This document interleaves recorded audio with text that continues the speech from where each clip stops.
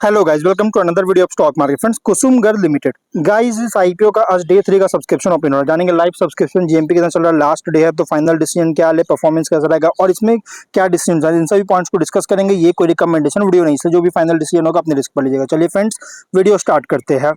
तो guys, IPO 8 से 10 8 को ओपन हुआ था और 10 जुलाई आज क्लोज किया जा रहा है। 15 जुलाई लिस्टिंग डेट, ₹1 का फेस वैल्यू, 398 टू 419 रुपीज का प्राइस बैंड और 35 शेयर्स की lot size. OFS IPO, book build IPO. एक भी फंड एक भी रुपया कंपनी के पास नहीं जाएगा, बल्कि कंपनी के इन्वेस्टर्स प्रोमोटर के पास जाएंगे। और इशू साइज 650 करोड़ का, 1.5 करोड़ शेयर्स इशू किया गया है। बुक बिल्ड आईपीओ है, 39 करोड़ का issue size. BSc NSC 39 rupees का एम्प्लॉय डिस्काउंट दिया गया, बीएससी एनएससी पे लिस्टिंग हो रहा है। अलॉटमेंट डेट 13 जुलाई का, 14 को रिफंड रिलीज किया जाएगा, शेयर्स डीमैट अकाउंट में क्रेडिट होगा।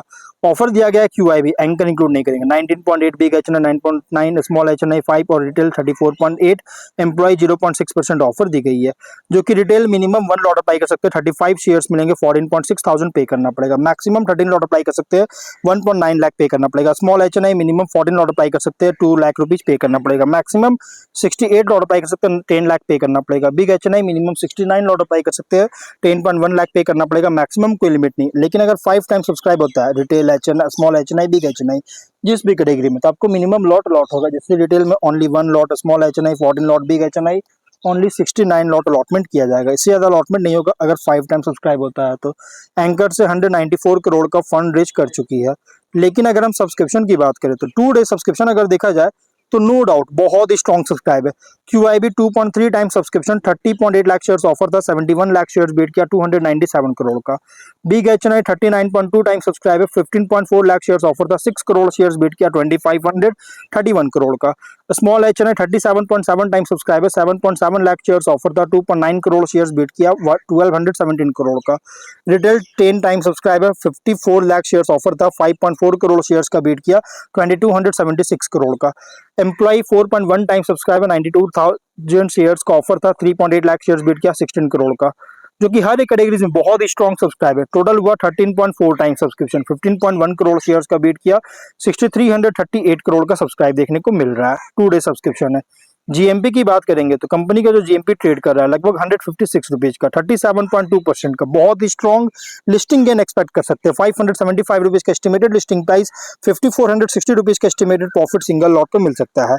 बिजनेस की बात करें तो कंपनी जो है स्पेशल पर्पस के लिए, जो कि डिफेंस, ऑटोमोटिव, इंडस्ट्रियल सेगमेंट्स के द्वारा इंजीनियर प्राइमरली इंजीनियर फैब्रिक्स का मैन्युफैक्चर करता है, जो कि यूज होती है। और कंपनी का फाइनेंशियल अगर देखा जाए तो टॉप एंड बॉटम महीने में इनकंसिस्टेंसी देखने को मिल रहा है। 26 में गिरावट आया है, 711.8 करोड़ का रेवेन्यू, 98.2 करोड़ का प्रॉफिट, जो कि गिरावट देखने को मिला 25 के कंपैरिजन में। तो कह सकते हैं एक तरह से टॉप एंड बॉटम लाइन में इनकंसिस्टेंसी देखने को। और इसका रीजन क्या है, तो ऑर्डर बुक और एक्सपेंशन प्लान्स पर कैपेक्स में कोई बहुत ज्यादा शिफ्ट होता हुआ देखने को मिल रहा है, जिसके कारण गिरावट देखने को मिल रहा है। लेकिन हाँ, अभी कंपनी पर 223 प्लस करोड़ का ऑर्डर ये डेट है, जो कि कंसर्न रेज करने वाला, मतलब डेट बहुत ही हाई है कंपनी पर।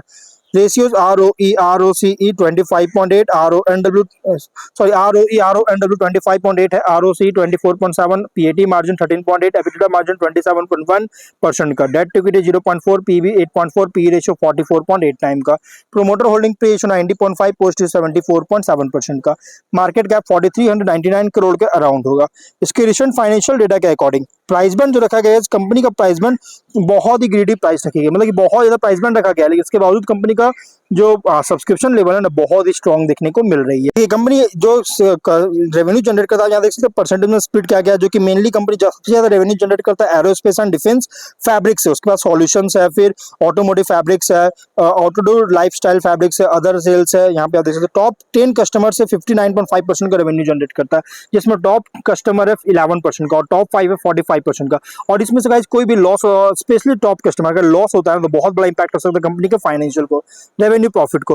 और इंडिया से 60% रेवेन्यू जनरेट करता है और एक्सपोर्ट से 40% का, जिसमें से मेनली यूरोपियन यूनियन से रेवेन्यू जनरेट करता है 18% का सबसे ज्यादा, और यूएस से 9.1% का, जर्मनी 11.2% और अदर से 12.6% का रेवेन्यू जनरेट करती है।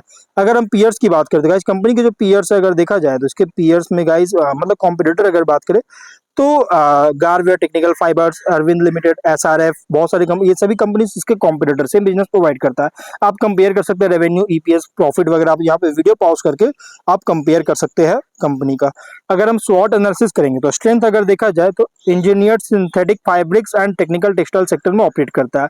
Woven coated and laminated engineered fabrics का मैन्युफैक्चर करता है हाई परफॉर्मेंस एप्लीकेशंस के लिए। प्रोडक्ट सप्लाई करता है एरोस्पेस, डिफेंस, ऑटोमोटिव इंडस्ट्रियल और आउटडोर लाइफस्टाइल इंडस्ट्रीज को। स्ट्रॉन्ग प्रोडक्ट डेवलपमेंट कैपेबिलिटीज है, wide range of specialised fabric solutions के साथ, long operating track record, established customer relationship के साथ। और बेनिफिट मिल रहा है क्योंकि डिमांड जो है इंक्रीज हो रहा है technical textiles high performance material से के लिए। लेकिन वीकनेस की बात करें तो बिजनेस डिपेंड करता है इंडस्ट्रियल डिफेंस रिलेटेड सेक्टर्स से डिमांड पर। प्रॉफिटेबिलिटी अफेक्ट कर सकता है क्योंकि रॉ मटेरियल प्राइस में अगर फ्लक्चुएशन होता है तो मैन्युफैक्चरिंग ऑपरेशंस में continuous capital investment, technology upgrades require होगा। और रेवेन्यू इन्फ्लुएंस हो सकता है क्योंकि limited number of large customers पर डिपेंडेंस होने के कारण, जो मैंने आपको बताया अगर लॉस होता है बहुत बड़ा इंपैक्ट कर सकता है। बिजनेस परफॉर्मेंस लिंक्ड है इंडस्ट्रियल और एक्सपोर्ट मार्केट कंडीशंस पर। लेकिन अपॉर्चुनिटीज की बात करें तो डिमांड ग्रो कर रही है technical textiles, engineer fabric solutions के लिए। एरोस्पेस, डिफेंस, ऑटोमोटिव सेक्टर्स में एक्सपेंशन लॉन्ग टर्म ग्रोथ को ड्राइव कर सकता है। एक्सपोर्ट इंक्रीज हो रहा है जिससे रेवेन्यू स्ट्रीम्स को डाइवर्सिफाई कर सकता है। न्यू हाई वैल्यू प्रोडक्ट्स का डेवलपमेंट मार्जिन इंप्रूव कर सकता है। गवर्नमेंट सपोर्ट है डोमेस्टिक मैन्युफैक्चरिंग डिफेंस प्रोडक्शन के लिए जिससे एडिशनल अपॉर्चुनिटीज क्रिएट कर सकता है। लेकिन थ्रेट अगर देखा जाए तो स्ट्रॉन्ग कंपटीशन है डोमेस्टिक और इंटरनेशनल टेक्निकल टेक्सटाइल मैन्युफैक्चरर से। रॉ मटेरियल प्राइस में कोई भी बदलाव होता है तो मार्जिन इंपैक्ट कर सकता है। इकोनॉमिक स्लो डाउन के कारण इंडस्ट्रियल डिमांड रिड्यूस कर सकती है। एक रैपिड टेक्नोलॉजिकल एडवांसमेंट्स के कारण कंटिन्यूअस इनोवेशन रिक्वायर हो सकता है। Global trade export policy change होता है तो ओवरसीज बिजनेस को अफेक्ट कर सकता है। पीयर कॉन्टेक्स्ट में कन्वेंशनल टेक्सटाइल मैन्युफैक्चरर के कंपैरिजन में ऑपरेट कर रहा है as a specialised engineer fabrics and technical textiles manufacturer. Other technical textile companies के अगेंस्ट देखा जाए तो product innovation, manufacturing capability, quality standards, long term customer relationship पर कम्पीट कर रहा है। इन्वेस्टर के लिए आईपीएल प्रेजेंट करा technical textiles and advanced manufacturing sector play जहां ग्रोथ डिपेंड करता है प्रोडक्ट इनोवेशन, इंडस्ट्रियल डिमांड और export expansion. High performance fabrics के एडॉप्शन इंक्रीज हो रहा है, इस पर पूरी तरह से डिपेंड करता है बिजनेस। अगर हम यहाँ पे कंपनी का स्ट्रैटेजी की बात करें, लिस्टिंग स्ट्रैटेजी देखिए, अगर लॉन्ग लिस्टिंग गेन के लिए सब्सक्रिप्शन डिमांड बहुत ही स्ट्रांग होना चाहिए, रिटेल, एचएनआई, क्यूआईबी हर एक कैटेगरीज में। लेकिन साथ में जीएमपी और सब्सक्रिप्शन ट्रेंड दोनों मॉनिटर कीजिए इशू क्लोज से पहले और फाइनल डिसीजन लेने से पहले। लॉन्ग टर्म के लिए देखिए उन इन्वेस्टर के लिए सुटेबल है जिनका पॉजिटिव आउटलुक है टेक्निकल टेक्सटाइल्स एडवांस्ड मैन्युफैक्चरिंग पर। लेकिन साथ में revenue growth, export performance, new product development, operating margin, customer diversification track कीजिएगा लिस्टिंग के बाद।